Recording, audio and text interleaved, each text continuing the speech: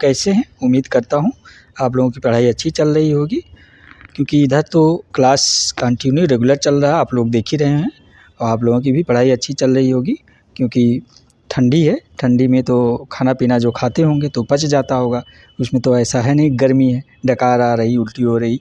तो फ्रेंड, ठंडी का मौसम अच्छा होता है, खासकर पढ़ाई के दृष्टि से देखा जाए तो। लेकिन बच बचा के रहिएगा, कपड़े वगैरह गर्म पहन लीजिएगा और रूम में रह के पढ़ाई करिए। आप लोगों का एग्ज़ाम भी निकट ही है, सभी लोगों का एग्ज़ाम, चाहे आप यूजीसी नेट जेआरएफ के प्रतियोगी छात्राएँ हों, या असिस्टेंट प्रोफेसर के हों, या पीजीटी के हों। किसी भी स्टेट के पीजीटी के एग्ज़ाम सब लगे हैं। इधर देखिए, आपका अप्रैल में यूपी पीजीटी वालों का तो है ही है, और यूजीसी नेट जेआरएफ का 16 जनवरी को एग्ज़ाम है, असिस्टेंट प्रोफेसर का 16 फरवरी को है। तो आप लोगों के पास समय एकदम नहीं है, समय का बहुत ही अभाव है। इसलिए दिन रात एक करके, मैं बार बार यही कह रहा हूँ आप सभी से, दिन रात एक करके पढ़ाई कंटिन्यू जारी रखिए, ताकि आप 2025 में एक पॉजिटिव रिजल्ट पा जाएँ, यानी सिलेक्शन 2025 में आप सबको मिल जाए। ठीक है, तो जो अच्छे से पढ़ाई कर रहे हैं उनको तो सिलेक्शन ज़रूर मिलेगा। तो फ्रेंड्स, आप सब मुझे पहचान गए होंगे, मैं पुजारी आर्य आप सभी का अपने यूट्यूब चैनल में स्वागत करता हूं, और मैं आप सभी के लिए सोशियोलॉजी की क्लास यानी समाजशास्त्र विषय लेकर आता हूं। आप सब फ्रेंड्स अर्थात प्रतियोगी छात्र छात्राएँ जो भी UGC net JRF assistant professor PGT में, चाहे आप जीआईसी गवर्नमेंट इंटर कॉलेज के हों, गवर्नमेंट डिग्री कॉलेज के, चाहे यूपी पीजीटी के हों, बिहार पीजीटी हों, एमपी के हों, दिल्ली के हों, राजस्थान, झारखंड, छत्तीसगढ़, उत्तराखंड, हरियाणा, यूपीएससी, यूपीपीएससी, किसी भी स्टेट से आप तैयारी कर रहे हैं सोशियोलॉजी सब्जेक्ट से, और किसी भी एग्ज़ाम से तैयारी कर रहे हैं, तो ये क्लास जो है आपकी हर एक उस परीक्षा के दृष्टि से इम्पॉर्टेंट है, हर एक उस एग्ज़ाम के दृष्टि से इम्पॉर्टेंट है जिसमें सोशियोलॉजी सब्जेक्ट पूछा जाता है। ठीक है फ्रेंड्स, तो आप लोग इस क्लास को मिस ना किया कीजिए, ज़रूर देखा कीजिए।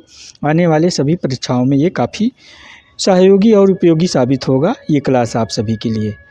और ख़ासकर जो यूजीसी नेट जेआरएफ वाले हैं, असिस्टेंट प्रोफेसर और पीजीटी वाले बच्चे हैं, वो ज़रूर ध्यान दें इस क्लास के लेकर, सीरियस हो जाएं, क्योंकि यहाँ से आपको देखिएगा एग्ज़ाम में काफ़ी सहयोग प्राप्त होगा।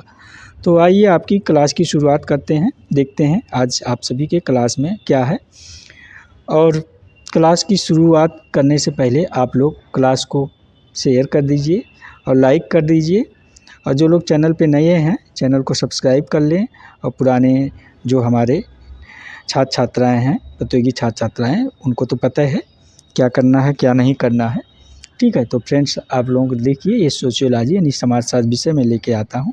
आप सब जो विभिन्न परीक्षाओं की समाजशास्त्र विषय से तैयारी कर रहे हैं, आप सभी के लिए क्लास इम्पॉर्टेंट है। मैं बार बार कहता हूँ, ये देखिए, मैं हर एक चीज़ इंडिकेटर कर देता हूँ। समाजशास्त्र विषय से सभी प्रतियोगी परीक्षाओं हेतु महत्वपूर्ण प्रश्नोत्तरों की एक श्रृंखला, ये व्याख्यात्मक होती है, वन लाइनर नहीं होता है। मैं विस्तार पूर्वक से हर एक प्रश्न को एक्सप्लेन करके आप सभी को बताता हूँ, ताकि एक प्रश्न से कई प्रश्न बन जाए, आपको एग्ज़ाम में जो है आपका काफ़ी सहयोगी साबित हो। एक ही प्रश्न आप किए रहेंगे, वहाँ से कई प्रश्न बन जाएंगे, तो आप लोग परीक्षा भवन में जाएंगे तो आपको प्रश्न सॉल्व करने में काफ़ी सहूलियत प्राप्त होगी। तो आइए देखते हैं ये प्रश्न नंबर 1 आज का आपका क्या कह रहा है। प्रश्न उत्तर नंबर 1, उम्मीद करता हूँ क्लास शुरू करने से पहले आप कॉपी और पेन लेके बैठ गए होंगे, क्योंकि इम्पोर्टेंट जो चीज़ें हैं जो प्रश्न के बीच में आते हैं उनको आप लोग नोट करते चलिए। जैसे आपके राइटर हो गए, पुस्तक के हो गए, है ना, थिंकर के हो गए, कुछ चीज़ों को नोट करते रहेंगे तो ज़्यादा अच्छा रहेगा, क्योंकि परीक्षा तक आप लोगों का एक छोटा सा नोट्स तैयार हो जाता है। एग्ज़ाम के पहले अगर आप उसको रिवीजन कर लेते हैं तो काफ़ी उपयोगी साबित होता है परीक्षाओं में। ठीक है, तो आइए देखते हैं प्रश्न नंबर 1 क्या कह रहा है। ध्यान दीजिए आप लोग। प्रश्न उत्तर नंबर 1 ये कह रहा है, परिवर्तन का कौन सा प्रतिरूप या सुझाव देता है कि परिवर्तन संघर्ष और समाधान के माध्यम से होता है। तो आपका ऑप्शन ए कह रहा है उद्विकास, ऑप्शन बी कह रहा है द्वंद्वात्मक, ऑप्शन सी कह रहा है चक्रीय, ऑप्शन डी कह रहा है प्रगतिशील। तो परिवर्तन का कौन सा प्रतिरूप या सुझाव देता है कि परिवर्तन संघर्ष और समाधान के माध्यम से होता है। तो प्रश्न नंबर 1 का आंसर आप लोग दे दीजिए फटाफट। तो मैं आपसे बताया हूँ कि जहाँ परिवर्तन और संघर्ष, द्वंद्व और क्रांति, है ना, मजदूर वर्ग यानी सरबराह वर्ग, पूंजीपति वर्ग, जहाँ ऐसी बातें आती हैं वहाँ ये जान लिए कार्ल मार्क्स महोदय ही होते हैं, कार्ल मार्क्स महोदय की ही थिंकिंग होती है। तो इसका आंसर आप लोग समझ गए होंगे, मैंने आप लोगों को हिंट दे दिया कौन है। तो इसका आंसर आप लोगों का ऑप्शन बी हो जाएगा। नोट करते हुए चलिएगा, ऑप्शन बी क्या है, ये द्वंद्वात्मक, ठीक है। और ये अवधारणा किसकी होगी, मैंने आपको बता ही दिया ना, कार्ल मार्क्स महोदय की होगी। आप लोग नोट करते हुए चलिए, कार्ल मार्क्स महोदय ही होंगे, क्योंकि द्वंद्वात्मक जो प्रतिरूप है, जो इसके बारे में सुझाव, परिवर्तन और संघर्ष और समाधान के माध्यम से होता है, जो आपके मार्क्स महोदय हैं, देखिए ना, कार्ल मार्क्स मैंने बात की, कार्ल मार्क्स महोदय हैं, ये द्वंद्वात्मक भौतिकवाद की सहायता से भी परिवर्तन की ओर इनका ध्यान आकर्षित करते हैं, मतलब सभी का कहते हैं द्वंद्वात्मक भौतिकवाद की सहायता से ही परिवर्तन होता है। और कहते हैं कि जो व्यवस्था के वाद प्रतिवाद और संवाद होते हैं, इसके 3 कार्य इन्हें बताते हैं, 3 कारक यानी 3 कार्य बताते हैं आपके कार्ल मार्क्स महोदय। और कहते हैं कि व्यवस्था में आंतरिक संघर्ष होता है और इसी आंतरिक संघर्ष से परिवर्तन होता है, ठीक है। ये तो ये कार्ल मार्क्स महोदय की अवधारणा थी, आप लोग नोट करते हुए चलिएगा। आइए देखते हैं आपका अगला प्रश्न क्या कह रहा है। प्रश्न नंबर 2, आप लोग इस क्लास को ज़रूर देखिए, क्योंकि आप सभी का, खासकर उन प्रतियोगी छात्र छात्राओं से मैं कहूँगा बार बार, जिनका UGC net JRF assistant professor PGT का परीक्षा लगा हुआ है, ठीक है। और यूजीसी नेट जेआरएफ वाले तो इसको इसलिए प्रैक्टिस से बार बार सॉल्व करते रहें और इसे क्लास को देखते रहें, क्योंकि अब आप लोगों के पास समय बहुत कम है, ठीक है। 1 हफ्ते भी नहीं बचे हैं, 16 को आपका एग्ज़ाम है। आज कितनी डेट है आप लोग जान ही रहे हैं, आज कितनी डेट हो गई बताइए आप लोग। तो आज आप लोगों का जो डेट है 11 जनवरी हो गया, 11 जनवरी 11 5 16 जो है, अब कई दिन है ये आप लोगों का, ठीक है। तो प्रश्न नंबर 2 देखिए आप लोग, इसीलिए कह रहे हैं ना, समय नहीं तो प्रैक्टिस सेट आप जो है सॉल्व करिए और जो नोट्स वगैरह बनाए उसी को पढ़िए, पुरानी चीज़ों को जो आपके पास है वही पढ़िए और उसी पे विश्वास करते हुए एग्ज़ाम दीजिए। इधर उधर मत भटकिए, नए चीज़ों के बारे में ज़्यादा मत सोचा विचारी करिए कि हमने ये नहीं पढ़ा वो नहीं पढ़ा, नहीं, ये मान के चलिए जितना आप पढ़े हैं वही पर्याप्त है, उसी में आपका सिलेक्शन हो जाएगा, ठीक है फ्रेंड्स।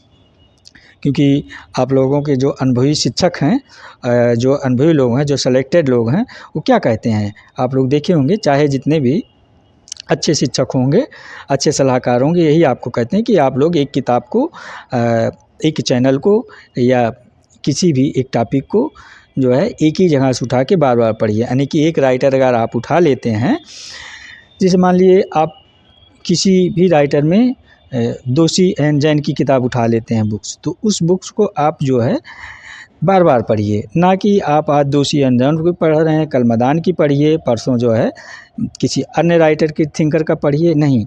तो एक राइटर का एक ही किताब को 100 बार पढ़िए, 100 किताब को जो है एक बार ना पढ़िए। अगर आपको सिलेक्शन पाना है, सिलेक्टेड होना है, तो मेरी एक बात मानिए, आप लोग एक बुक्स को 100 बार पढ़िए, ना कि 100 बुक्स को एक बार, ठीक है। अब बाद में आपको ज्ञान जब सेलेक्ट हो जाएंगे तो ज्ञान प्राप्त करने की पूरी उम्र, पूरी ज़िंदगी पढ़िए यार, जितनी मन के उतनी किताब पढ़िएगा। तो प्रश्न नंबर 2 क्या कह रहा है, सामाजिक परिवर्तन के निम्नलिखित सामाजिक विचारकों में से कौन सा अलग है। ये क्या कह रहा है, सामाजिक परिवर्तन के निम्नलिखित सामाजिक विचारकों में से कौन सा अलग है। तो आपका ऑप्शन ए कह रहा है जूलियन स्टेवार्ड, ठीक है। ऑप्शन बी कह रहा अगस्ट कॉम्ट, ऑप्शन सी कह रहा कार्ल मार्क्स, ऑप्शन डी कह रहा सेंट साइमन। तो इसमें से कौन सा आंसर हो जाएगा जो सामाजिक परिवर्तन के निम्नलिखित सामाजिक विचारकों में से सबसे अलग है टाइप में है, ठीक है। 3 यानी कि 3 का विचार मिलता है इसमें से, 3 राइटरों का, एक जो है उनका नहीं मिलता, सबसे अलग है। तो आप लोग बताइए वो कौन है प्रश्न नंबर 2 का। तो इसका आंसर आपका ऑप्शन ए हो जाएगा। आप लोग नोट करते हुए चलिएगा, ठीक है। उम्मीद कर रहा हूँ कापी पेन बैठे होंगे। ऑप्शन ए हो जाएगा। ऑप्शन ए क्या है, जूलियन स्टेवार्ड, ठीक है।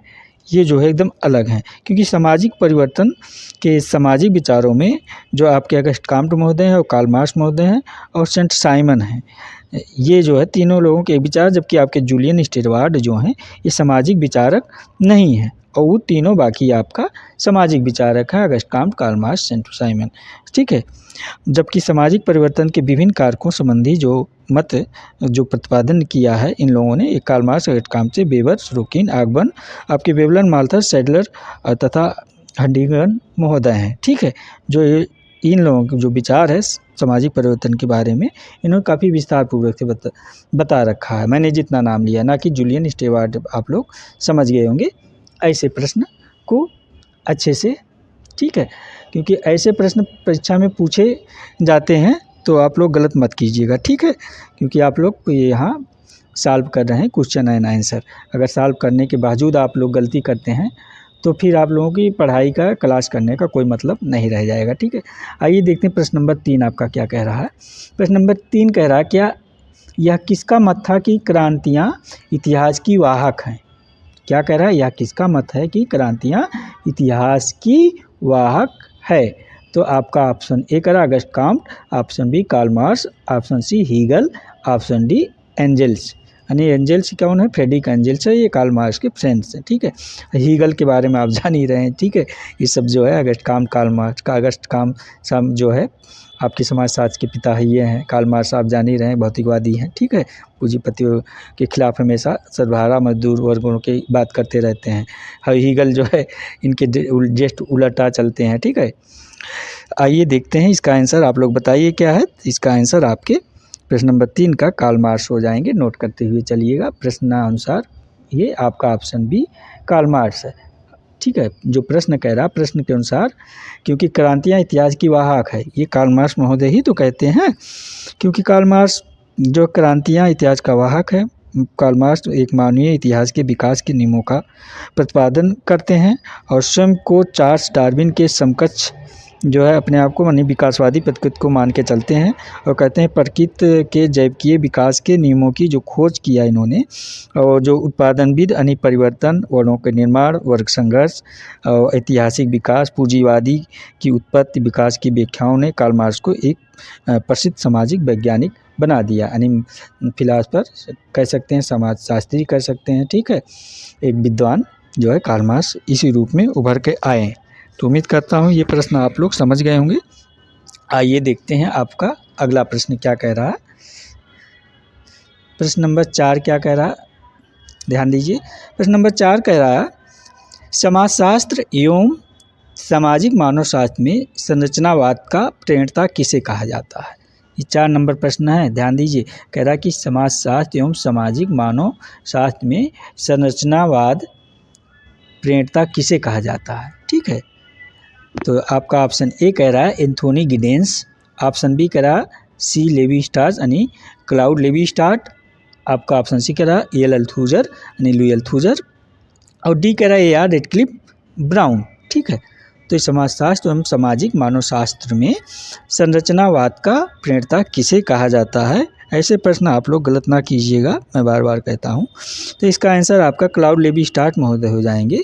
तो ऑप्शन क्लाउड लेवी स्ट्रास कौन सा ऑप्शन? ऑप्शन बी है, देखिए। तो इसका आंसर आपका ऑप्शन बी सही आंसर हो जाएगा। आप लोग नोट करते हुए चलिएगा, बार बार मैं कहता हूँ, और एग्ज़ाम के समय इसको दोहरा लीजिएगा एक बार, ठीक है।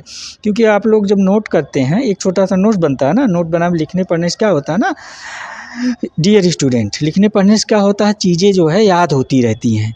जब आप वो लिखे पढ़े रहेंगे एक बार, उसको पढ़ते वक्त आपके सामने से जब वो गुजरेगा, वो प्रश्न आएगा, तो आप आंसर जो है उसमें ढूंढना नहीं पड़ेगा ऑप्शन में, खट से आपका दिमाग हो ही जाएगा, आप उसी पे क्लिक ही करेंगे और सही करते हुए आंसर आगे बढ़ जाएंगे।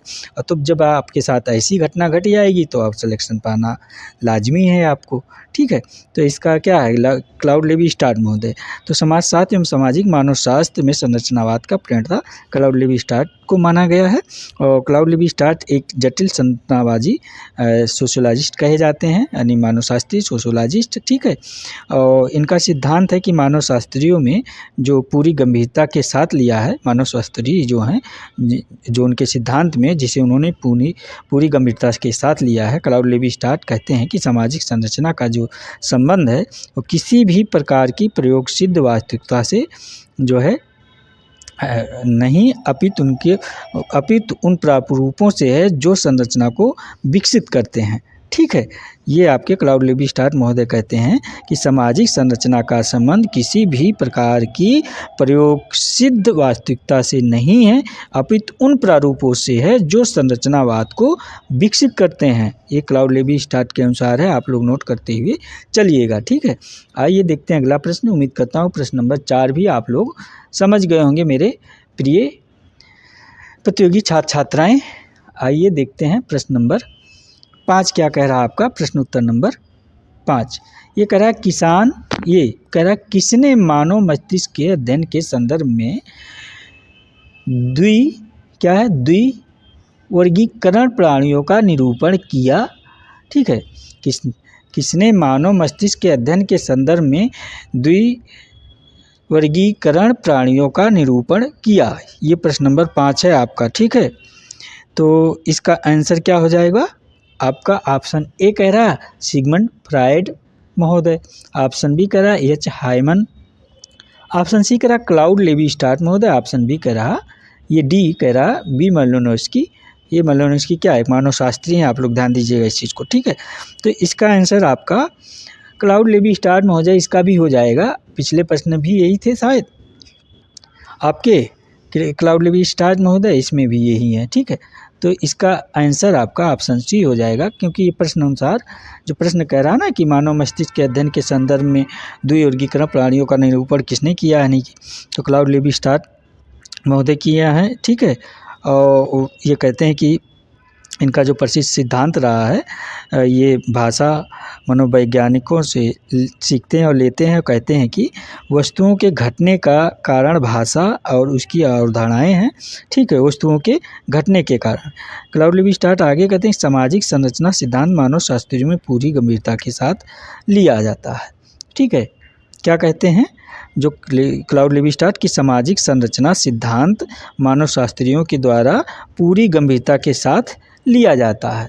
आइए देखते हैं अगला प्रश्न आपका क्या कह रहा है। प्रश्न उत्तर नंबर 6 आपका ये क्या कह रहा है, ध्यान दीजिएगा। प्रश्न उत्तर नंबर 6 ये कह रहा है आपका कि सामाजिक संरचना के सिद्धांत में किसने भूमिकाओं को निर्णायक पर्याप्त रूप से संगत और परिधीय के रूप में वर्गीकृत किया है। प्रश्न नंबर 6 है, नोट करते चलिएगा कि सामाजिक संरचना के सिद्धांत में किसने भूमिकाओं को निर्णायक पर्याप्त रूप से संगत और परिधीय रूप में वर्गीकृत किया है। तो आपका ऑप्शन ए कह रहा है एस.एफ. नाडेल, ऑप्शन बी कह रहा है जी.पी. मर्डॉक, ऑप्शन सी कह रहा है टालकाट पार्सन्स, ऑप्शन डी कह रहा है हर्बर्ट स्पेंसर महोदय हैं। तो प्रश्न नंबर 6 का आंसर क्या हो जाएगा। जो प्रश्न कह रहा है ना कि सामाजिक संरचना के सिद्धांत में किसने भूमिकाओं को निर्णायक पर्याप्त रूप से संगत और परिधीय के रूप में वर्गीकृत किया है, तो इसका आंसर आपका एस.एफ. नाडेल महोदय हो जाएंगे, यानी कि ऑप्शन ए इसका सही आंसर हो जाएगा। ठीक है, ऑप्शन ए देखिए मैं हाईलाइट कर दे रहा हूँ, आप लोग नोट कर लीजिएगा, क्योंकि ये नाडेल महोदय जो है ये कहते हैं सामाजिक संरचना के सिद्धांत में भूमिकाओं को निर्णायक पर्याप्त रूप से संगत और परिधीय के रूप में वर्गीकृत किया जा सकता है कहते हैं। और नाडेल अपने संरचना सिद्धांत में भूमिका की संकल्पना को महत्वपूर्ण स्थान दिया है। कौन, नाडेल महोदय जो हैं ये अपने संरचना के सिद्धांत में जो भूमिका की संकल्पना है उसको जो है सबसे महत्वपूर्ण स्थान दिया, महत्वपूर्ण स्थान पे रखा है। और भूमिका व्यक्ति एवं समाज के बीच मध्यस्थ का कार्य करती है। ये कहते हैं कि भूमिका व्यक्ति एवं समाज के बीच मध्यस्थ का कार्य करती है। भूमिका अर्थ व्यवहार से लिया जाता है। ठीक है, भूमिका केवल अंतः क्रियाओं की दशा में संभव है। उनका कहना आगे कि सामाजिक संरचना भूमिकाओं की व्यवस्था करते हैं। तो ये आपके एस.एफ. नाडेल महोदय की अवधारणा थी। देखते हैं अगला प्रश्न क्या कह रहा है। आइए प्रश्न नंबर 7 ये आ गया आपका। देखिए प्रश्न उत्तर नंबर 7 क्या कह रहा है, ध्यान दीजिए आप लोग। प्रत्येक प्रश्न यहाँ इम्पॉर्टेंट है, आप लोग ये ध्यान दीजिएगा। ठीक है, ये आपके सिलेबस टू अकॉर्डिंग प्रश्न है, चाहे आप पीजीटी के प्रतियोगी छात्र छात्राएँ हों या यूजीसी नेट जेआरएफ या असिस्टेंट प्रोफेसर, तो ये सभी के लिए क्लास इंपॉर्टेंट है। तो प्रश्न नंबर 7 क्या कह रहा है, ध्यान दीजिए आप लोग। प्रश्न उत्तर नंबर 7 ये कह रहा है निम्नलिखित में से कौन सही नहीं सुमेलित है। निम्नलिखित में से कौन सा सही नहीं सुमेलित है, पहचान कर सही विकल्प का चयन करना है। ठीक है, तो आपका ऑप्शन ए कह रहा है ये कि क्या कह रहा है स्ट्रक्चरल एंथ्रोपोलॉजी, ये क्लाउड लेवी स्टार्ट महोदय का बता रहा है। ठीक है, structure anthropology Claude Levi Strauss महोदय का बता रहा है। ऑप्शन बी कह रहा है structural and function in primitive society, तो ये रेडक्लिफ ब्राउन महोदय का बता रहा है, आप लोग नोट करते हुए चलिएगा। Theory of social structure Irawati Karve madam का, और गोल्डन बॉय जेम्स फ्रेजर महोदय का। तो आप लोग इसका आंसर बताइए कि इसमें से कौन सा एक सही नहीं सुमेलित है। कह रहा सही नहीं सुमेलित है, ठीक है। तो इसका आंसर बताइए कौन सा एक सही नहीं सुमेलित है, प्रश्न नंबर 7 का। तो आपका देखिए स्ट्रक्चरल जो है एंथ्रोपोलॉजी, ये क्लाउड लेवी स्टार्स, ये तो सही ही है, आप लोग जान ही रहे हैं। Structure and function in primitive society, ये रेडक्लिफ ब्राउन का है, ये भी सही है, ठीक है आपका B. Theory of social structure, ये इरावती कर्वे मैडम का नहीं है, ठीक है, ये नहीं है, क्योंकि देखिए गोल्डन बॉय ऑप्शन डी जो है ये जेम्स फ्रेजर का, ये तो सही है। तो इस प्रकार इसका आंसर क्या हो जाएगा, ये इसका आंसर ऑप्शन ये सी हो जाएगा। आप लोग नोट कर लीजिएगा, ऑप्शन सी इसका सही आंसर है, ठीक है।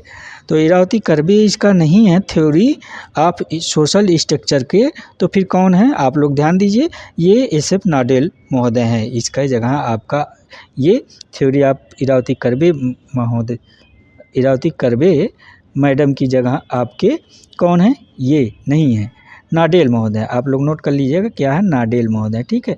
आप लोग नोट करते हुए चलिएगा। आइए देखते हैं आपका अगला प्रश्न क्या कह रहा है, ठीक है।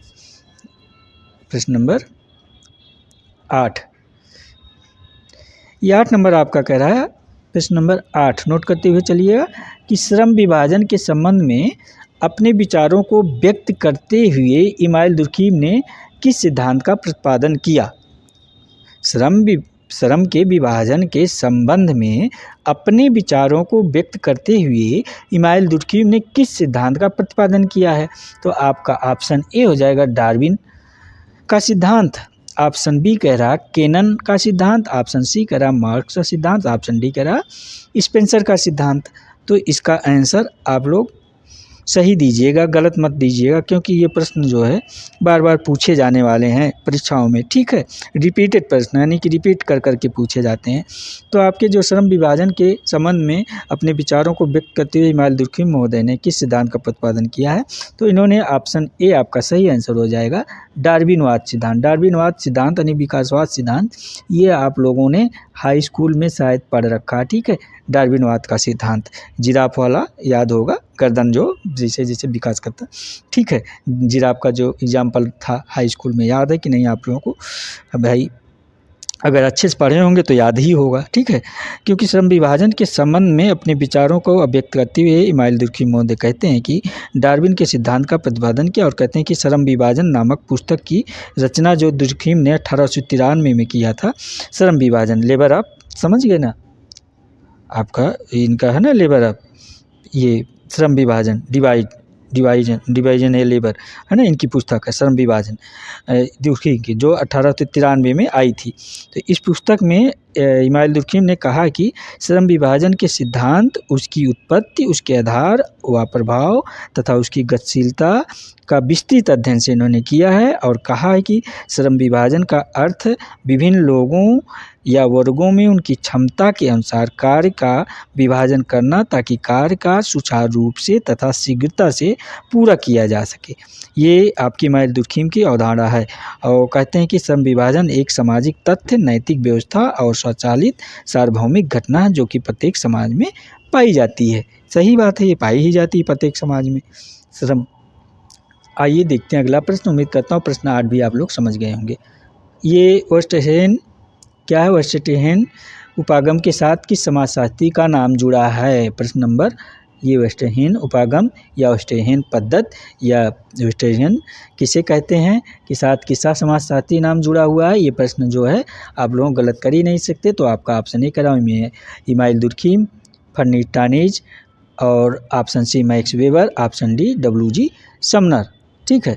तो वेस्टहेन उपागम के साथ किसका नाम जुड़ा है आप लोग बताइए। तो ऐसे प्रश्न तो आप लोग गलत करेंगे ही नहीं, मुझे पता है, आप सभी को पता है। वेस्टहेन पद्धत जो है आपके मैक्स वेबर महोदय का है, ठीक है। तो इस पे ज़्यादा टाइम देने की आवश्यकता नहीं है, क्योंकि ये प्रश्न पीजीटी में भी पूछा जा चुका है, ICT प्रोफेसर नेट JRF में हमेशा पूछा गया है, पूछे जाने की संभावना भी बनी रहती है, ठीक है। वेस्टहेन उपागम साथ मैक्स वेबर का जो है नाम जुड़ा है, मैक्स वेबर ही हैं इस पद्धति की जो है जनक, और इस अवधारणा को जो है वेस्टहेन पद्धति के मैक्स वेबर महोदय हैं। मैक्स वेबर एक समाज सुधारक, प्रख्यात राजनीतिक अर्थशास्त्री, समाजशास्त्री जो भी कहें सब हैं, माने जाते हैं। ठीक है, ऐसे विद्वान ये रहे हैं। मैक्स वेबर एक समाजशास्त्र का अध्ययन इन्होंने जो किया है वैज्ञानिक पद्धति के हिसाब से किया है, वैज्ञानिक मतलब साइंटिफिक रूप से किया है। ठीक है, ना कि जो है इनकी अवधारणा पूर्वाग्रह से ग्रसित नहीं रहा है। ठीक है, ये साइंटिफिक यानी वैज्ञानिक लिहाज से किया है, तो उसने वैज्ञानिक पद्धति के मूल्यांकन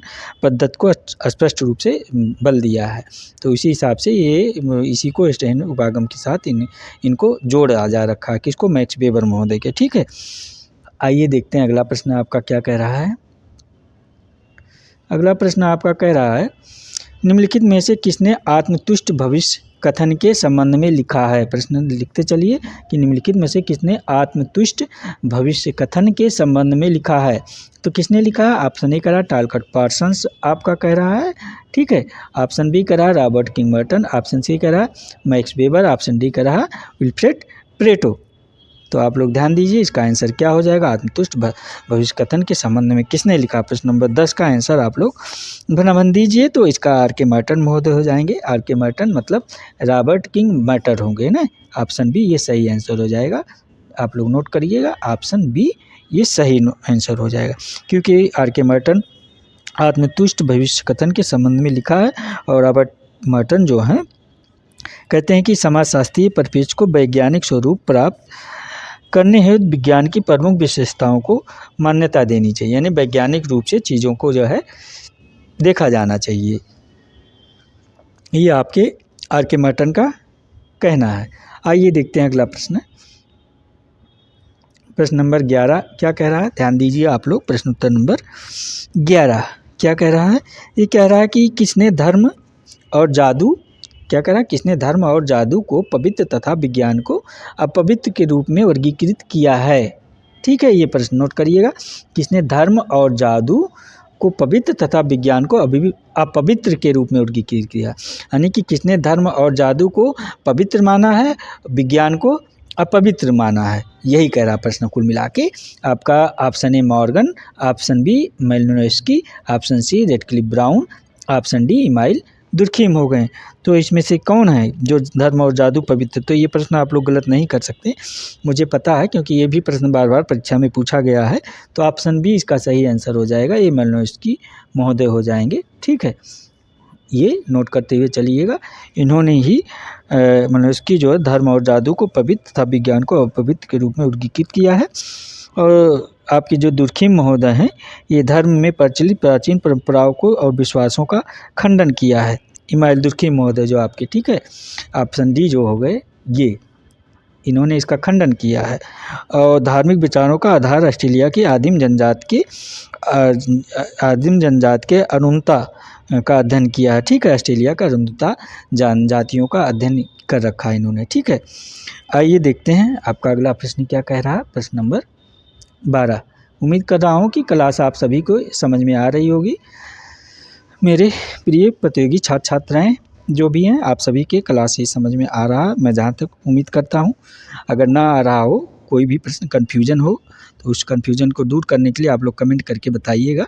ठीक है, और फिर मैं उसको आपको दोबारा अच्छी तरह से एक्सप्लेन करने की, बताने की कोशिश करूँगा। लेकिन इसमें ऐसा कोई प्रश्न ही नहीं है कि मुझे नहीं लगता कि जो आपके समझ में ना आ रहा हो। तो देखते हैं प्रश्न नंबर 12 क्या है। फिर भी अगर कोई प्रश्न ना समझ में आए किसी भी हमारे भाई बहन को, या दीदी बहनी जो भी भैया भाभी हैं, आप लोग जो भी कंपटीटर हैं, किसी भी तरह के छात्र, चाहे आप गृहिणी हों या स्टूडेंट हों या कोई कामकाजी महिला या पुरुष हों, जो भी हैं, अगर क्लास कर रहे हैं, देख रहे हैं, अगर कोई प्रश्न आपकी समझ में नहीं आता है तो आप लोग कमेंट करके जो है बताइए। और मैं आप लोगों को, देखिए, पूरा सुविधा दे रखा हूँ अपने हिसाब से, मुझसे आप लोग जुड़ सकते हैं। मैं टेलीग्राम लिंक दे रखा हूँ आप सभी को, आप इससे लिंक इसमें डिस्क्रिप्शन में जाइएगा, और मैं कभी कभार क्लास के अंत में भी दे देता हूँ। आप लोग देखिए, अपना टेलीग्राम लिंक भी दे देता हूँ, व्हाट्सअप नंबर तक भी आप लोगों को दे दिया हूँ, जिसमें आप लोग जो है कमेंट करके बात कर सकते हैं। ठीक है, और आप लोग इस पे भी, आप चैनल पे भी आप कमेंट करके कमेंट बॉक्स में बता सकते हैं कि सर ये प्रश्न समझ में नहीं आया, या इस प्रश्न का थोड़ा सा क्या आंसर हो जाएगा। क्लियर नहीं हो रहा आप लोग कमेंट करके बाकायदे बता सकते हैं, बिना डर भय के निर्भीक होकर। मैं तो आप लोगों के साथ फ्रेंडली बात करता हूँ, फ्रेंड की तरह पेश आता हूँ, ना कि एक शिक्षक की तरह। आप लोग देख ही रहे होंगे। तो प्रश्न नंबर 12 आपका क्या कह रहा है कि निम्नलिखित में से किसने निम्नलिखित में से किसने मानव समाज को गतिशील संतुलन के रूप में माना है। तो आपका ऑप्शन ए करा टालकट पार्सन्स, ऑप्शन बी करा आर के मार्टन, ऑप्शन सी करा मैक्स वेबर, ऑप्शन डी करा इनमें से कोई नहीं, है ना। तो किसने मानव समाज को गतिशील संतुलन के रूप में माना है। तो इसका आंसर आप लोग दीजिए, भनाभन कमेंट बॉक्स में छाप दीजिए। तो ये टालकट पार्सन्स महोदय हो जाएंगे। ठीक है, ऑप्शन ए नोट करते हुए चलिएगा। टालकट पार्सन्स महोदय ये जो हैं, इन्हीं ने मानव समाज को गतिशील संतुलन के रूप में देखते हैं और कहते हैं प्रकारात्मक परिप्रेक्ष्य के साथ। जो अमेरिकी समाजशास्त्री हैं आपके, ये टालकट पार्सन्स से नाम विशेष रूप से जुड़ा है। ठीक है, प्रकारात्मक परिप्रेक्ष्य में इनका। ठीक है, ये अमेरिकी सोशोलॉजिस्ट हैं, ये आप लोग को पता है। टालकट पार्सन्स मैंने पिछले क्लासों में कई बार आप लोगों को बता रखा है। अब आपके जो ये दुर्खीम महोदय हैं, एक पार्सन्स भी अपना विश्लेषण इस प्रश्न के प्रारंभ से सामाजिक व्यवस्था किस प्रकार बनी रहती है इन्होंने जो बताया है, और कहा कि सामाजिक जीवन का लक्ष्य ही पारस्परिक लाभ और शांतिपूर्ण सहयोग है, ना कि पारस्परिक शत्रुता और विनाश के साथ। ठीक है, ये दुर्खीम के चीज़ों को जो है इन्होंने पार्सन्स महोदय कहीं कहीं ले रखा है, तो यही ये बता रहा है। ठीक है, तो आइए देखते हैं आपका अगला प्रश्न। प्रश्न नंबर 13 क्या कह रहा है, ध्यान देते हैं। प्रश्न नंबर 13 आपका कह रहा है, ये किसने क्रिया तार्किक अतार्किक श्रेणियों में वर्गीकृत किया है। अच्छा, ये प्रश्न कह रहा है किसने क्रिया को तार्किक और अतार्किक श्रेणियों में वर्गीकृत किया है। तो आपका ऑप्शन ए कह रहा मैक्स वेबर, ऑप्शन बी कह रहा टालकट पार्सन्स, ऑप्शन सी कह रहा विल्फ्रेड प्लेटो, ऑप्शन डी कह रहा जॉर्ज हर्बर्ट मीड। ठीक है, क्रिया को तार्किक अतार्किक क्रिया में किसने वर्गीकृत कर रखा है, किसने तार्किक अतार्किक क्रिया में बांट रखा है। ठीक है, तो इसका आंसर आप लोग दीजिए। तो इसका आंसर आपका ऑप्शन सी हो जाएगा। ऑप्शन सी क्या है, विल्फ्रेड प्लेटो महोदय। ठीक है, इन्होंने ही क्रिया को तार्किक अतार्किक क्रिया में जो वर्गीकृत कर रखा है, अर्थात बांट रखा है। ठीक है, तो और कहते हैं कि मनुष्य अपने उद्देश्य या लक्ष्य की प्राप्ति के लिए जो कार्य करता है या करना चाहता है, उसके लिए साधन की खोज करता है। ठीक है, किसी कार्य को भाई बिना साधन के कोई कार्य किया ही नहीं जा सकता। अब लक्ष्य तथा साधनों के उचित होने पर जो क्रिया मनुष्य द्वारा किया जाता है वह समाज के हित में होती है और तार्किक क्रिया कहलाती है। ठीक है, जो क्रिया साधनों के उचित साधनों के द्वारा मनुष्य के हित में किया जाता है, उसी क्रिया को ये जो है तार्किक क्रिया कहते हैं। कौन, आपके विल्फ्रेड प्लेटो महोदय। और उसके विपरीत यही कहते हैं कि जो मनुष्य जो है हमारे लक्ष्य और साधन दोनों ही अनुचित हों और हमारे द्वारा किया गया कार्य हमारी क्रिया तर्कविहीन कहलाती है, मतलब जो अनुपयोगी हो। ठीक है, तो उस क्रिया को ये लक्ष्यविहीन कहते हैं आपके ये विल्फ्रेड प्लेटो महोदय। तो देखते हैं अगला प्रश्न क्या कह रहा है। प्रश्न नंबर 13 भी आप समझ गए होंगे। आइए प्रश्न नंबर 14 देखते हैं आपका क्या कह रहा है। प्रश्न उत्तर नंबर 14 नंबर प्रश्न कह रहा है सांकेतिक अन्योन्य। क्या है प्रश्न नंबर 14, ध्यान दीजिएगा। ये सांकेतिक अन्योन्यन क्रियावाद। ठीक है, एक समाजशास्त्रीय परिदृश्य है जो निम्नलिखित में से किस पर बल देता है। ठीक है, सांकेतिक अन्योन्यन क्रियावाद एक समाजशास्त्रीय परिदृश्य है जो निम्नलिखित में से किस पर बल देता है। तो आपका ऑप्शन ए कह रहा समिष्टतर सामाजिक अन्योन्य क्रिया। ठीक है, ऑप्शन बी कह रहा व्यष्टि स्तर सामाजिक अन्योन्य क्रिया। ठीक है, यही कह रहा ना। और ऑप्शन सी कह रहा सामाजिक और गैर सामाजिक अस्तित्वों के बीच परस्पर अंतः क्रियाएँ। ये ऑप्शन सी कह रहा आपका। ठीक है, ऑप्शन डी कह रहा इनमें से कोई नहीं। तो इसका आंसर सांकेतिक जो है अन्योन्य क्रियावाद एक समाजशास्त्रीय परिदृश्य है जो निम्नलिखित में से किस पर बल देता है। तो इसका आंसर आपका ऑप्शन प्रश्न नंबर 14 का आंसर ऑप्शन बी हो जाएगा, व्यष्टि स्तर सामाजिक अन्योन्य क्रिया। ठीक है, नोट करते हुए चलिएगा। ये कौन सा है, ऑप्शन बी इसका आंसर हो जाएगा। देखिए मैं हाईलाइट कर देता हूँ। ठीक है, ताकि आप लोगों को ध्यान रहे, भूले ना। क्योंकि सांकेतिक जो है अन्योन्य क्रियावाद एक समाजशास्त्रीय परिदृश्य जो व्यष्टि स्तर सामाजिक अन्योन्य क्रिया पर बल देता है। आइए देखते हैं अगला प्रश्न आपका क्या कह रहा है। ये जो प्रश्न था आपका ये क नंबर 14 नंबर है, यूजीसी नेट जेआरएफ का प्रश्न है। ये जो है रिसर्च टॉपिक से है फ्रेंड्स, आप लोग ध्यान दीजिएगा, ठीक है, जिनका यूजीसी नेट जेआरएफ का एग्जाम है अभी लेटेस्ट। तो आपका प्रश्न नंबर 15 क्या कह रहा है, ये ध्यान दीजिए। किसने किसी वर्ग की संभावित जागरूकता से वास्तविक स्वजागरूकता की ओर संचलन को दर्शाने के लिए स्वयं में वर्ग और स्वयं के लिए वर्ग के बीच भेद किया है? तो इसका आंसर तो आप लोग दे ही दिए होंगे प्रश्न पढ़ते ही। आपका option A Karl Marx, option B Ralf Dahrendorf, option C Lewis A Coser, option D R Collins. तो प्रश्न नंबर 15 का आंसर क्या हो जाएगा? तो इसका आंसर कार्ल मार्क्स महोदय हो जाएंगे। स्वयं के लिए स्वयं में वर्ग इन्हीं की अवधारणा है। आप लोग बहुत अच्छे से इनको पढ़ रखे हुए कार्ल मार्क्स को, क्योंकि कार्ल मार्क्स महोदय आप सभी के सिलेबस में है, ठीक है।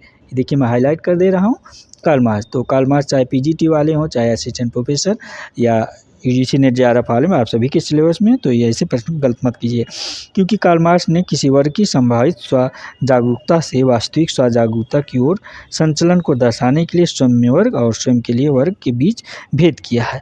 और मार्क्स कहते हैं वर्ग संघर्ष का सिद्धांत काफ़ी महत्वपूर्ण है कार्ल मार्क्स की दृष्टि से। सही बात है, ये हमेशा वर्ग, मैंने कहा ना कि क्रांति, संघर्ष, द्वंद्व की बातें करते रहते हैं। समाज की सामाजिक वर्गों के अस्तित्व से कोई इनकार नहीं कर सकता इनके अनुसार।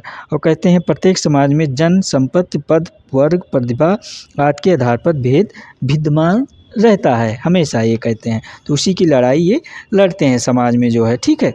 ये सर्वहारा वर्ग के पक्ष में हमेशा खड़े रहते हैं कार्ल मार्क्स, पूंजीपतियों के विरोध में, ठीक है। आइए देखते हैं अगला प्रश्न क्या कह रहा है। प्रश्न नंबर 16 आपका ध्यान दीजिएगा। प्रश्न नंबर 16 क्या कह रहा है आप लोग? 16 नंबर प्रश्न आपका कह रहा है संघर्ष और सामंजस्य दोनों पर विचार करना एक ही सिक्के के दो पहलू हैं। सही बात है। निम्नलिखित में से किसने यह महसूस किया कि दोनों पक्षों को संभालना कठिन है? प्रश्न यही कह रहा है आपका 16 नंबर। संघर्ष और सामंजस्य दोनों पर विचार करना एक ही सिक्के के दो पहलू हैं, ठीक है। निम्नलिखित में से किसने यह महसूस किया कि दोनों पक्षों को संभालना कठिन था?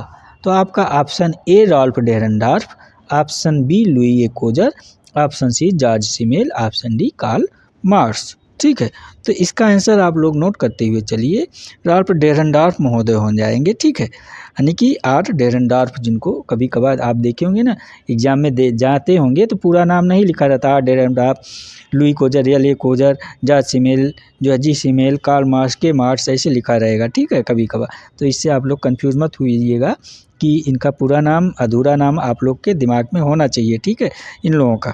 तो ये राल्फ डेरेनडार्फ महोदय, क्योंकि संघर्ष और सामंजस्य दोनों पर विचार करना एक ही सिक्के के दो पहलू हैं, ये जो आपके राल्फ डेरेनडार्फ महोदय की अवधारणा रही है। ये आप लोग कीवर्ड हमेशा पकड़िए, संघर्ष, संघर्ष की बात कार्ल मार्क्स कहते हैं, ठीक है, सामंजस्य। लेकिन सामंजस्य और ये जब सिक्के के दो पहलू की बात आ जाए जो है संघर्ष सामंजस्य में, तो आप लोग कीवर्ड पकड़ के रखिएगा, नहीं बोलेंगे तो ये राल्फ डेरेनडार्फ महोदय का हो जाएगा, ठीक है। आइए देखते हैं अगला प्रश्न। प्रश्न नंबर क्या कह रहा है? प्रश्न नंबर 17 ये आपका ध्यान दीजिएगा। ये कह रहा है कि किसने यह स्पष्ट किया कि संघर्षों का केंद्र बिंदु सैद्धांतिक नहीं होना चाहिए, अपितु इसका केंद्र बिंदु यथार्थवादी आधार पर सामाजिक जीवन में मुख्य प्रक्रिया पर होना चाहिए, ठीक है। प्रश्न 17 ये कह रहा है, ध्यान दीजिएगा, कि किसने यह स्पष्ट किया कि संघर्षों का केंद्र बिंदु सैद्धांतिक नहीं होना चाहिए, अपितु इसका केंद्र बिंदु यथार्थवादी आधार पर सामाजिक जीवन में मुख्य प्रक्रिया पर होना चाहिए, ठीक है। तो आपका ऑप्शन ए कह रहा है लुई एकोजर, ऑप्शन बी कह रहा राल्फ कॉलिंस, ऑप्शन सी कह रहा राल्फ डेरेनडार्फ, ऑप्शन डी कह रहा जी सिमेल यानी जॉर्ज सिमेल, ठीक है। तो इसका आंसर क्या हो जाएगा? तो इसका आंसर आपका आर कॉलिंस महोदय हो जाएंगे। ऑप्शन बी नोट करते हुए चलिएगा, ऑप्शन बी इसका आंसर हो जाएगा, आर कॉलिंस महोदय आंसर नोट करते हुए आप लोग चलिएगा, ठीक है। क्योंकि ये जो कॉलिन्स महोदय हैं, इस संघर्ष का केंद्र बिंदु सैद्धांतिक नहीं होना चाहिए, अपितु इसका केंद्र बिंदु यथार्थवादी आधार पर सामाजिक जीवन में मुख्य प्रक्रिया पर होना चाहिए। तो ये इन्हीं की अवधारणा है, आप लोग कंफ्यूज मत होइएगा, ठीक है, नोट करते हुए चलिएगा। आइए देखते हैं अगला प्रश्न आपका क्या कह रहा है। प्रश्न नंबर आपका 18 नंबर ये प्रश्न है। 18 नंबर प्रश्न नोट करते हुए चलिए। ये कह रहा है द इंडिया, क्या कह रहा है, the India of social sciences books के लेखक कौन है। अच्छा, ये the India social sciences books का है, इसके लेखक कौन कह रहा, तो पी विंची, ठीक है, पी विंची। ऑप्शन बी कह रहा आर रेडफील्ड, ऑप्शन सी कह रहा A R Desai, option D कह रहा मेलिनोस्की। तो इसका आंसर आप लोग अगर प्रैक्टिस सेट सॉल्व करते होंगे तो आप लोगों को प्रैक्टिस सेट वगैरह मिल गया होगा। तो आपके जो पी विंच महोदय हैं, इसी के पी विंच, ये the idea of social sciences पुस्तक के लेखक पी विंच हैं, ठीक है। आप लोग नोट कर लीजिएगा, ऑप्शन ए इसका सही आंसर। देखिए मैं हाईलाइट कर दे रहा हूँ, आप लोग नोट करके रखिएगा, ठीक है। उम्मीद करता हूँ कॉपी पेन लेके बैठे ही होंगे आप लोग। आइए देखते हैं प्रश्न नंबर 19 क्या कह रहा है आपका। 19 नंबर कह रहा है आपका प्रश्न नंबर 19, किस समाजशास्त्री के लेखन में अंतर व्यक्ति निष्ठा की अवधारणा का उपयोग किया गया है। यही कह रहा कि किस समाजशास्त्री के लेखन में अंतर व्यक्ति निष्ठा की अवधारणा का उपयोग किया गया है, ठीक है। तो आपका एडमंड हर्सेल महोदय कह रहा ऑप्शन ए, ऑप्शन बी कह रहा पीटर बर्जर, ऑप्शन सी कह रहा हेराल्ड गारफिंकल, ऑप्शन डी कह रहा आपका अल्फ्रेड शूज महोदय, ठीक है, यही कह रहा। तो नेक्स्ट नंबर प्रश्न का आंसर आप लोग फटाफट दीजिएगा। तो इसका आंसर ऑप्शन डी हो जाएगा। ऑप्शन डी क्या है, अल्फ्रेड शूज महोदय, ठीक है। आप लोग नोट करते हुए चलिएगा, अल्फ्रेड शूज महोदय इसके आंसर हो जाएंगे। अंतर व्यक्तिनिष्ठा की अवधारणा का उपयोग इन्होंने ही कर रखा है आपके, ठीक है। और शूज जो है फिनोमिनोलॉजी उपागम यानी इथनोमेट्रोलॉजी फिनोमिनोलॉजी जो यूरोपियन संप्रदाय के ये क्या नाम था इनका, हर्सेल महोदय के साथी थे, प्रवर्तक के रूप में माने जाते हैं। और शूट महोदय परिघटना शास्त्र के जो है जनक के रूप में देखे जाते हैं। अमेरिका के अंतवादी क्रियावाद के सम्मिश्रण के समर्थक थे आपके, ठीक, अल्फ्रेड शूट महोदय। आइए देखते हैं आपका अगला प्रश्न। उम्मीद करता हूँ प्रश्न समझ में आ रहा होगा आप लोगों के। ऐसा नहीं है इसमें प्रश्न में कुछ दम है नहीं इन प्रश्नों में, लेकिन एग्ज़ाम में जब आता है ना तो दम हो जाता है, क्योंकि वहाँ भाई परीक्षा का प्रेशर ही होता है। क्योंकि परीक्षा का अर्थ ही परीक्षा, दूसरे की इच्छा, ठीक है। यानी कि जो प्रश्न बनाए जाते हैं, पूछे जाते हैं, वो आपकी इच्छा अनुसार थोड़ी रहता कि आप जो पढ़े हैं, जो लिखे हैं, वहीं से प्रश्न पूछे नहीं। वो भाई एग्जामिनर है, परीक्षक है, परीक्षा उसकी इच्छा पे कहीं से प्रश्न बना सकता है, कहीं से पूछ सकता है। लेकिन सिलेबस तो रहता है, आप लोग सिलेबस के अकॉर्डिंग पढ़िए। फिर भी जो है, अब भाई एग्ज़ाम का मूड कौन जान रहा है, कहाँ से पूछ ले, किस टॉपिक से प्रश्न पूछ ले, लेकिन अपने तरफ से कोई कमी कसर मत छोड़िए। आप लोग तैयारी अपना अच्छे से किए रहिए, ठीक है। तो आइए देखते हैं प्रश्न नंबर 20 आपका क्या कह रहा है। 20 नंबर प्रश्न आपका ये कह रहा कि निम्नलिखित में से किसके द्वारा जो है मूल निर्णय और मूल संदर्भ के बीच अंतर किया गया। किसके, ये मूल निर्णय और ये मूल संदर्भ के बीच अंतर किया गया है, किसके द्वारा किया गया है, ठीक है। तो आपका ऑप्शन ए कह रहा हर्बर्ट स्पेंसर के द्वारा, ऑप्शन बी कह रहा कार्ल मैनहीम के द्वारा, ऑप्शन सी कह रहा मैक्स वेबर, ऑप्शन डी कह रहा ए आर रेडक्लिफ ब्राउन के द्वारा। तो इसका आंसर क्या हो जाएगा आप लोग बताइएगा। तो ऐसे प्रश्न का भी आंसर आप लोग दे देंगे, मुझे पता है। ऑप्शन सी मैक्स वेबर ये आंसर है आपका, मैक्स वेबर महोदय हो जाएंगे ऑप्शन सी, क्योंकि इसका आंसर आप लोग मैक्स वेबर को अच्छे से पढ़े ही हैं, ठीक है। सब लोग, चाहे आप पीजीटी के हों, आप यूजीसी नेट जेआरएफ वाले या असिस्टेंट प्रोफेसर वाले प्रतियोगी छात्राएँ हैं, या यूपीएससी यूपीपीएससी वाले हैं, सब पढ़े हैं मैक्स वेबर को। ये ऐसे राइटर ही हैं, यहाँ से बार बार प्रश्न बनता है, ठीक है। जो आपके इम्पोर्टेंट राइटर या थिंकर हैं, आप लोग उनको ज़रूर पढ़ लीजिएगा अच्छे से, ठीक है। अभी तो आपके पास समय नहीं है, लेकिन इनको अच्छे से पढ़ लीजिए, ये आपको हमेशा भविष्य में काम आएंगे, ठीक है। सोशियोलॉजी से अगर आप तैयारी कर रहे हैं तो, ठीक है। मैक्स वेबर द्वारा मूल निर्णय और मूल संघर्ष के बीच अंतर किया गया है। मैक्स वेबर एक समाज सुधारक के रूप में, प्रख्यात राजनीतिक के रूप में, अर्थशास्त्री के रूप में, समाजशास्त्री के रूप में, फिलासफर विद्वान के रूप में जाने जाते हैं, ठीक है। आइए देखते हैं आपका अगला प्रश्न क्या कह रहा। प्रश्न नंबर 21 आपका 21 क्या कह रहा है, ध्यान दीजिएगा। ये 21 कह रहा है समान रुचि के क्षेत्र में क्या कह रहा है, समान रुचि के क्षेत्र में आंकड़े संग्रहण करने की बहु पद्धतियों के उपयोग को कहा जाता है। क्या कहा जाता है, समान रुचि के क्षेत्र में आंकड़े संग्रहण करने की बहु पद्धतियों के उपयोग को कहा जाता है। क्या कहा जाता है, ऑप्शन ए क्षेत्रीय अनुसंधान कह रहा, ऑप्शन बी निर्जातीय वर्णन कह रहा, ऑप्शन सी त्रिभुजन कह रहा, ऑप्शन डी विचरण कह रहा है। तो इसका आंसर क्या हो जाएगा, आप लोग बताइएगा। ये देखिए रिसर्च टॉपिक से प्रश्न है, आप लोग यूजीसी नेट जेआरएफ वाले विशेष रूप से ध्यान दें। तो इसको त्रिभुजन कहा जाता है। ठीक है, आप लोग नोट कर लीजिएगा, ऑप्शन सी इसका सही आंसर हो जाएगा, त्रिभुजन प्रश्नानुसार। क्योंकि प्रश्न आपका कह रहा है ना कि समान रुचि के क्षेत्र में आंकड़े संग्रहण करने की बहु पद्धतियों के उपयोग को क्या कहा जाता है, तो त्रिभुजन कहा जाता है। क्योंकि ये बहुपदियों का उपयोग त्रिभुजन कहा जाता है। सामाजिक अनुसंधान में आंकड़ों के संकलन का कार्य प्राथमिक होता है। ठीक है, जब सामाजिक अनुसंधान कार्य किया जाता है तो सबसे प्राथमिक कार्य क्या होता है, आंकड़ों का संकलन करना, संकलन करके उसको रखा। फिर आंकड़ा के जब आप उस आंकड़ों का एकत्र करने के लिए अनेक अलग अलग स्रोतों का प्रयोग करते हैं। ठीक है, मतलब आंकड़ों को एकत्र करने के लिए आप अलग अलग स्रोतों का उपयोग करते हैं। ठीक है, आंकड़े एकत्रित करने के साधन आंकड़ों के संकलन के स्रोत में के रूप में जाने जाते हैं। ठीक है, आइए देखते हैं अगला प्रश्न, इसी को तो त्रिभुजन कहते हैं। आइए ये प्रश्न देखते हैं, आपका प्रश्न नंबर 22 क्या कह रहा है। ये कह रहा है, ध्यान दीजिए, प्रश्न नंबर 22 क्या कह रहा है, ये कह रहा है यादृच्छिक प्रतिदर्श के तौर पर योग होने हेतु। ठीक है, ये कह रहा है कि यादृच्छिक प्रतिदर्श के तौर पर योग होने हेतु, योग माने आहर होने हेतु। ठीक है, आहर होने हेतु क्या होना चाहिए, आपका प्रश्न नंबर 20 ऐसे प्रदर्श के तौर पर योग होने हेतु यानी आहर होने हेतु क्या चाहिए। तो आपका ऑप्शन ए कह रहा, अनुसंधानकर्ता का विषय का पूर्व परीक्षण करना चाहिए, ऑप्शन ए कह रहा। ऑप्शन बी कह रहा, अनुसंधानकर्ता को मार्गदर्शी अध्ययन करना चाहिए। ऑप्शन सी कह रहा, कम से कम 100 लोगों का चयन क्या करना चाहिए। ऑप्शन डी कह रहा, जनसंख्या के प्रत्येक सदस्य को चयनित किए जाने का समान अवसर मिलना चाहिए, यही कह रहा है।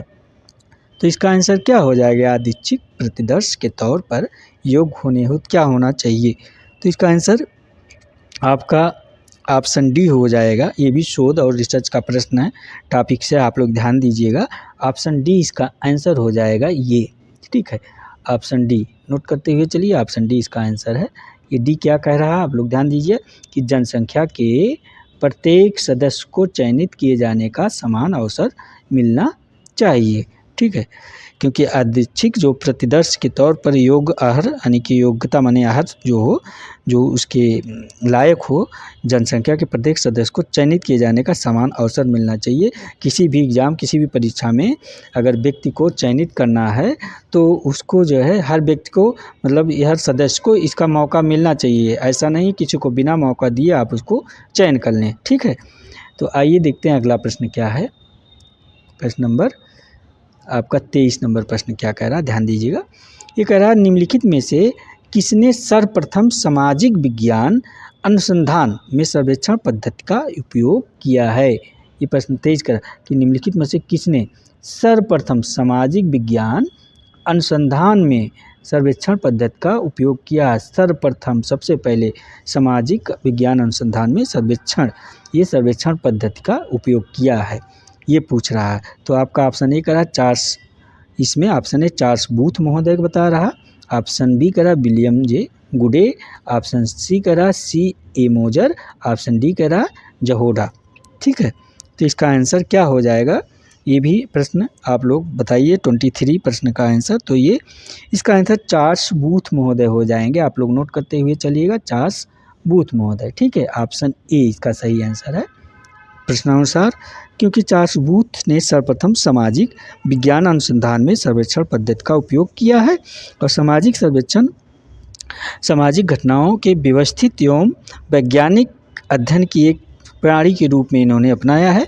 और सामाजिक सर्वेक्षण के प्रमाण काफ़ी प्राचीन काल से प्राप्त होते रहे हैं। ठीक है, और इस सामाजिक सर्वेक्षण वैज्ञानिक एवं व्यवस्थित विश्लेषण की एक पद्धति है। ये आपके चार्ल्स बूथ महोदय की अवधारणा है। आइए देखते हैं आपका अगला प्रश्न क्या कह रहा है। प्रश्न नंबर ये 24 प्रश्न, ठीक है। ये आपका क्या कह रहा है, ध्यान दीजिएगा। ये आपका कह रहा है कि निम्नलिखित में से किस अनुसंधानविद का उपयोग संचार सामग्री के वस्तुनिष्ठ, मात्रात्मक और व्यवस्थित अध्ययन के लिए सर्वाधिक उपयुक्त रूप से किया जा सकता है। ये प्रश्न नंबर 24 कह रहा है कि निम्नलिखित में से किस अनुसंधानविद का उपयोग संचार सामग्री के वस्तुनिष्ठ, मात्रात्मक और व्यवस्थित अध्ययन के लिए सर्वाधिक उपयुक्त रूप से किया जा सकता है। तो आपका कह रहा है ऑप्शन ए अवलोकन के रूप में, ऑप्शन बी कह रहा है साक्षात्कार अनुसूची, ऑप्शन सी कह रहा है मौखिक इतिहास, ऑप्शन डी कह रहा है विषय वस्तु विश्लेषण। तो इसका आंसर क्या हो जाएगा प्रश्न नंबर 24 का? इसका आंसर बताइए आप लोग क्या हो जाएगा। तो इसका आंसर आपका ऑप्शन डी हो जाएगा, ठीक है, विषय वस्तु विश्लेषण।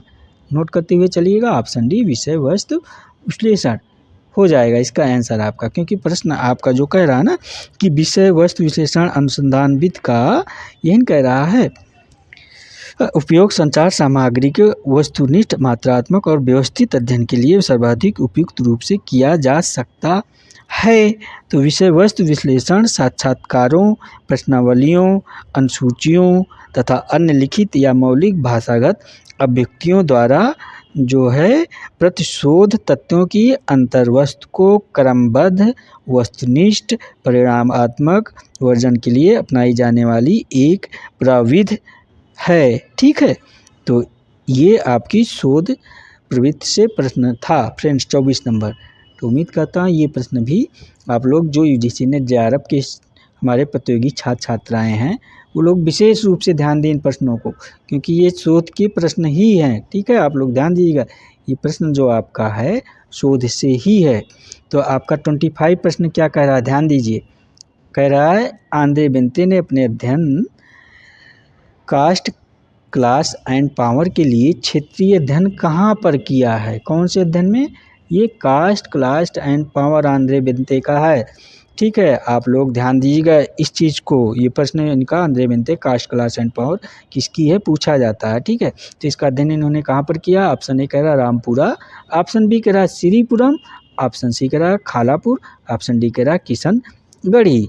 तो आप लोग इसका आंसर गलत कर ही नहीं सकते, क्योंकि आंद्रे बेंते को आप लोगों ने तो अच्छे से पढ़ रखा है। तो श्रीपुरम का अध्ययन इन्होंने कर रखा था, ठीक है।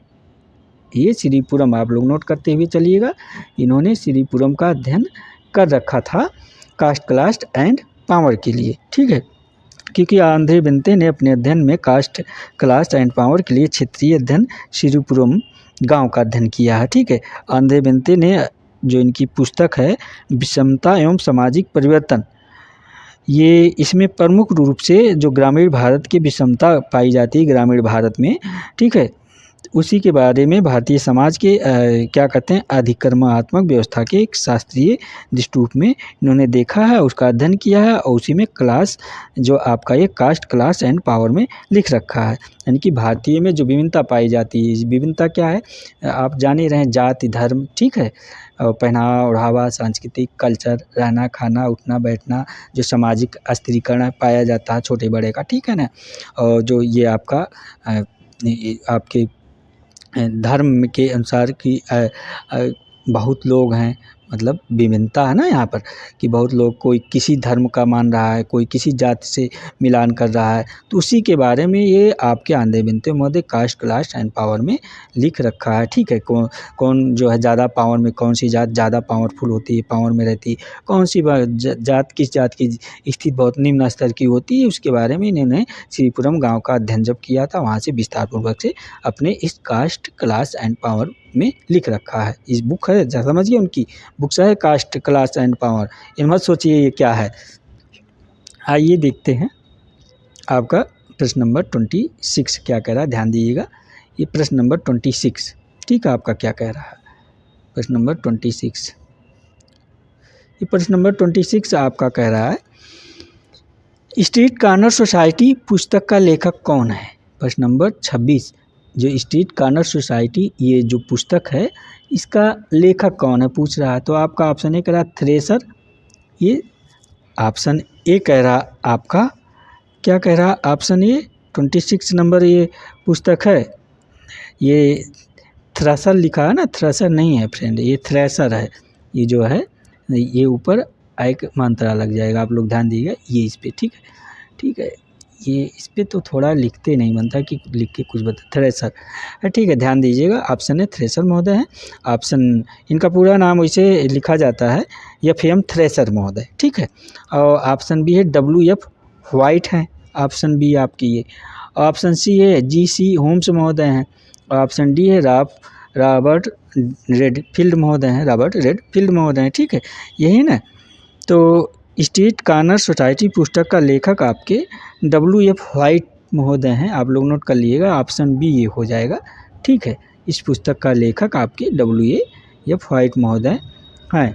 आप लोग देखिए मैं हाईलाइट कर देता हूँ, अच्छे से नोट करके रखिएगा।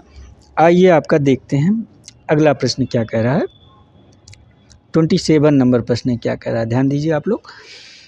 27 कह रहा है कि निम्नलिखित में से माध्यमिका की गणना हेतु वर्ग अंतराल की धारणा है।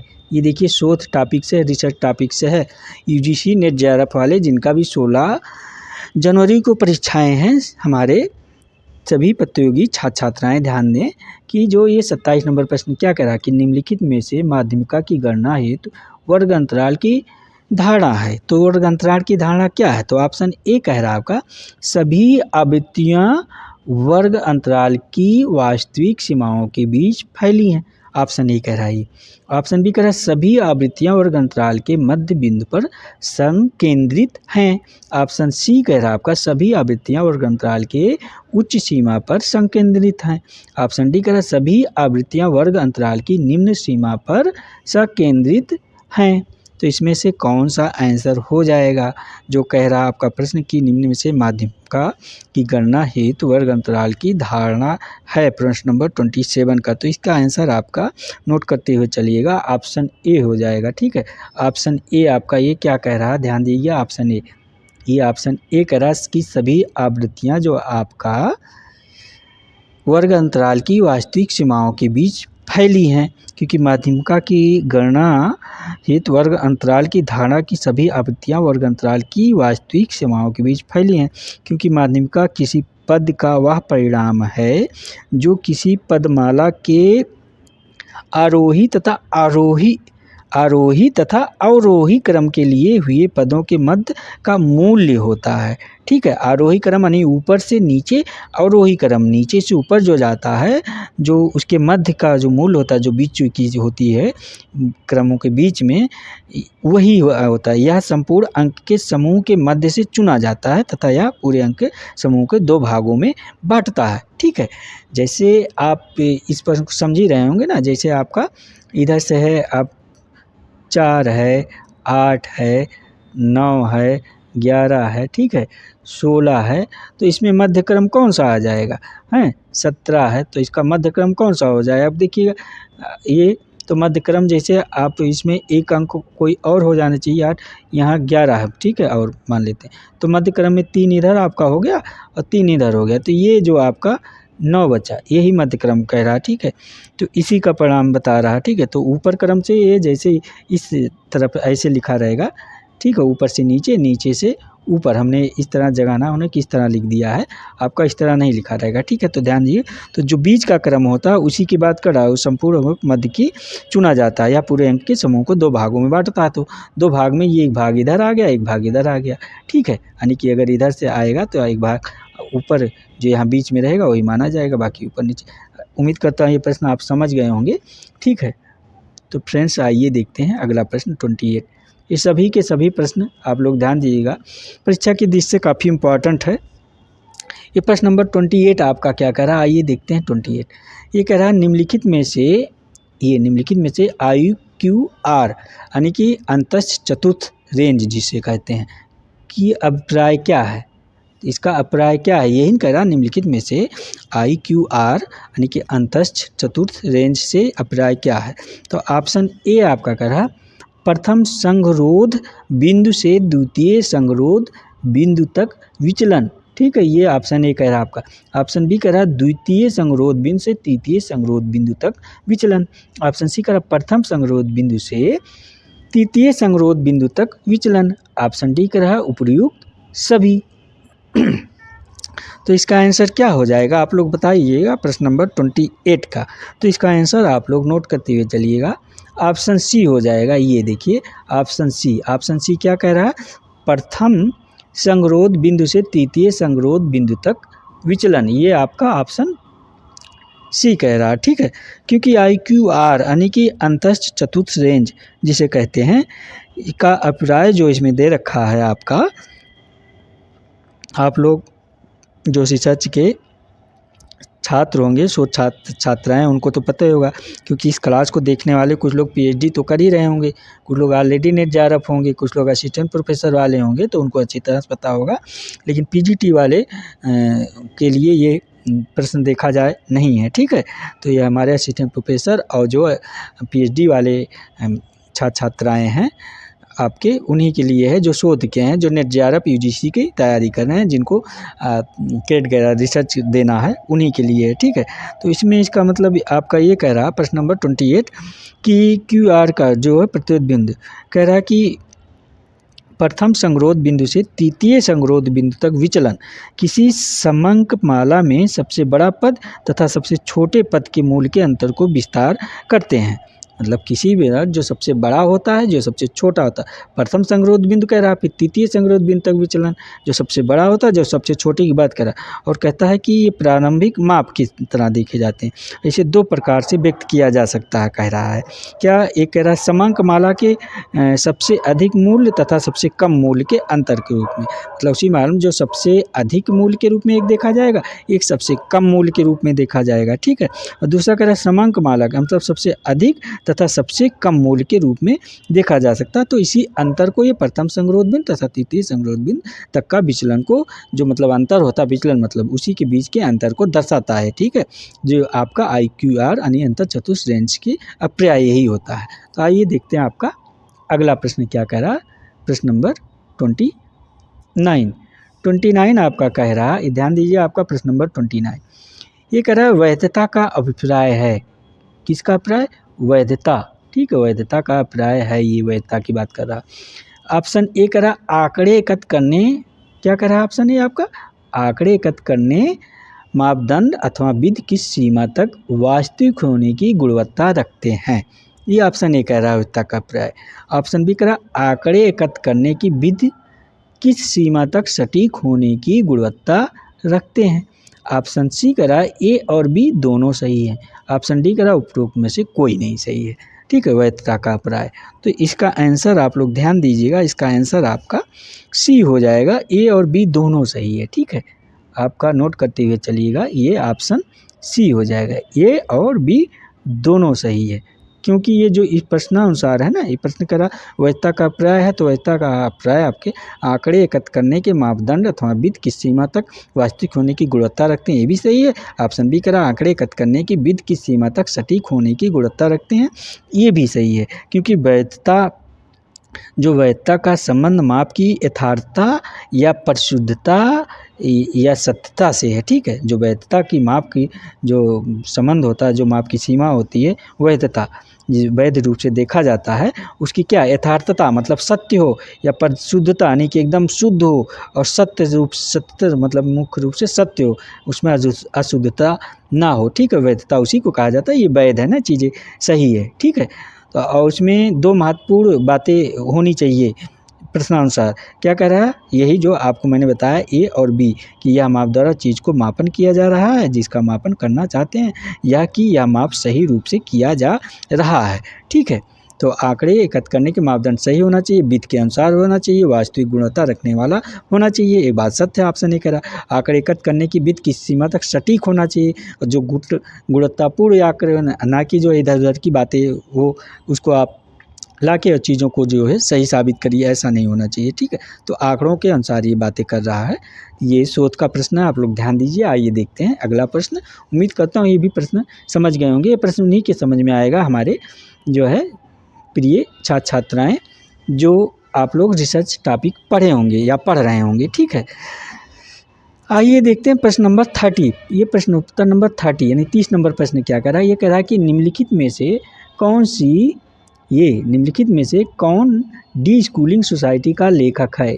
डी स्कूलिंग सोसाइटी का लेखक पूछ रहा है। तो ऑप्शन ए कह रहा है इमाइल दुर्खिम यानी केवल दुर्खिम रुका है, इलीज महोदय, डेविस यानी किंग्सले डेविस, और डी कह रहा है कृष्ण कुमार जो है। ठीक है, प्रश्न नंबर 30 का आंसर है यह किंग्सले डेविस हो गया, इवान इलीच हो गया, ऑप्शन बी इवान इलीच। ठीक है, पूरा नाम इमाइल दुर्खिम जान ही रहे हैं, किंग्सले डेविस जान नहीं, कृष्ण कुमार जान ही रहे हैं। तो आपका डी स्कूलिंग सोसाइटी का लेखक, अगर आप थोड़ा सा दिमाग लगाएंगे, क्योंकि आप लोग किंग्सले डेविस को बहुत अच्छे से पढ़े हैं, इमाइल दुर्खिम को पढ़े हैं, ठीक है, आपके बच्चे कृष्ण कुमार और इवान इलीच, आप अगर तुक्का भी लगाएंगे ना दो में से, तो भी आपका ये प्रश्न सही होने का चांस रहेगा, इवान इलीच और कृष्ण कुमार। लेकिन इसका आंसर आप लोग ध्यान दीजिएगा, ऑप्शन बी आपका सही हो जाएगा। ठीक है फ्रेंड्स, लेकिन आप पढ़े हैं, आपको तुक्का लगाने की जो है ज़रूरत नहीं पड़ेगी, आप लोग तो पढ़े हैं, आप लोगों के सामने खट्टे से प्रश्न आएगा, आंसर मारेंगे। ठीक है, आइए देखते हैं आपका अगला प्रश्न क्या कह रहा है। तो ये आप डी स्कूलिंग सोसाइटी नोट कर लीजिएगा, इसका इवान इलीच महोदय हैं। ठीक है आंसर। आइए 31 देखते हैं प्रश्न क्या कह रहा है आपका। 31 कह रहा है कि इस तथ्य पर किसने बल दिया कि व्याख्यात्मक प्रक्रिया और वह संदर्भ जिसमें वह व्याख्या की जाती है कि व्यक्ति द्वारा अर्थ के प्रयोग और अभिप्राय के निर्माण में अत्यंत महत्वपूर्ण तत्व है। ठीक है, ये प्रश्न नंबर 31 कह रहा है कि इस तथ्य पर किसने बल दिया कि व्याख्यात्मक प्रक्रिया और वह संदर्भ जिसमें व्याख्या की जाती है कि व्यक्ति द्वारा अर्थ के प्रयोग अभिप्राय निर्माण में अत्यंत महत्वपूर्ण तत्व हैं। तो आपका ऑप्शन ए कह रहा है George Herbert Mead, option B कह रहा है विल्फ्रेड प्लेटो, ऑप्शन सी कह रहा है मैक्स वेबर, ऑप्शन डी कह रहा है हर्बर्ट ब्लूमर। ठीक है, तो इसका आंसर क्या हो जाएगा आप लोग बताइएगा। तो इसका आंसर आपका हर्बर्ट ब्लूमर हो जाएंगे। ऑप्शन डी सही आंसर नोट करते हुए चलिएगा, ऑप्शन डी सही आंसर आपका इसका हर्बर्ट ब्लूमर हो जाएंगे, क्योंकि आपके जो हर्बर्ट ब्लूमर महोदय हैं ये व्याख्यात्मक प्रक्रिया और संदर्भ जिसमें आप व्याख्या करते हुए बताते हैं कि व्यक्ति द्वारा अर्थ के प्रयोग और अभिप्राय के निर्माण में अत्यंत महत्वपूर्ण तत्व है। ठीक है, और ये हर्बर्ट ब्लूमर आगे कहते हैं कि प्रतीकात्मक अंतःक्रियावाद की विधि का क्षेत्र में सराहनीय कार्य जो किया जाता है, इनके अनुसार वो मनुष्य के व्यवहार को समझने के लिए आगमनात्मक उपागम सबसे अधिक उपयोगी होता है, ये आपके हर्बर्ट ब्लूमर कहते हैं। ठीक है, इस प्रश्न में तो ये प्रश्न आपका कह नहीं रहा इस तथ्य पर किसने बल दिया, तो व्याख्यात्मक प्रक्रिया और वह संदर्भ जिसमें वह व्याख्या की जाती है कि व्यक्ति द्वारा अर्थ के प्रयोग और अभिप्राय के निर्माण में अत्यंत महत्वपूर्ण तत्व है, तो ये आपके हर्बर्ट ब्लूमर महोदय के। तो फ्रेंड्स ऐसे प्रश्न हालांकि टिपिकल हैं, अवधारणाओं को याद रखना जो है थोड़ा सा टिपिकल होता है, लेकिन आप किसी भी एग्ज़ाम में देंगे तो परीक्षा में कुछ प्रश्न आपके टफ होते हैं। तो उम्मीद करता हूँ ये प्रश्न भी आप समझ गए होंगे। आइए देखते हैं आज फ्रेंड्स आप सबका ये कितना 31 यानी 31 प्रश्नोत्तरों की एक श्रृंखला थी, और जो उम्मीद करता हूँ आप लोगों को समझ में आ गया होगा। और आप लोग कमेंट करके बताइए कि क्लास कैसा लगा आप लोगों को, और अपनी प्रतिक्रिया ज़रूर दिया कीजिए कि आप लोगों को क्लास कैसी लगी, और अगला जो है क्लास जो चाहिए किस टॉपिक पे चाहिए, इसी तरह चाहिए प्रश्नोत्तरी किसी टॉपिक पे, आप लोग अपनी कमेंट करके अपनी प्रतिक्रिया ज़रूर दिया करिए और ज़रूर बताया कीजिए कि आप लोगों को क्लास कैसा लगा। तो फिर ठीक है फ्रेंड्स, आप लोगों को बहुत बहुत धन्यवाद, थैंक यू वेरी मच। अब आप सबसे अगली मुलाकात हमारी आपके अगले क्लास में होगी। ठीक है।